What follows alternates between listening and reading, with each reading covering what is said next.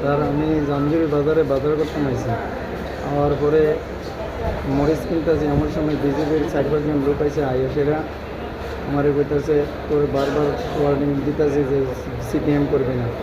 তো আমি বলছি ভাই সিপিএম তো আমরা দীর্ঘ বছর করে আইতেছি, ওখানে তো আমি মিছিল মিটিংয়ে যাই না। আমি বলতেছে তোর বউ কালকে মিটিংয়ে গেছে সুদূর এসেরা আমারে মারা শুরু করে দিচ্ছে। 4-5 জন মিলে আলী হোসেন, বিক্রম, তারপরে হচ্ছে আলী হোসেন, বিক্রম আর সৈকত, তারপরে প্রধানের জামাই নির্মল আর একটা ছেলে আছে। আপনাদের কোনখানে পাইছে তারা? জামজুরি বাজারে। অন্যান্য লোকরা আসতো না?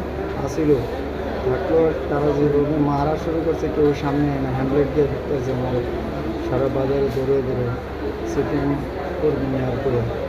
পুলিশে জানাইছিলেন ঘটনাটা?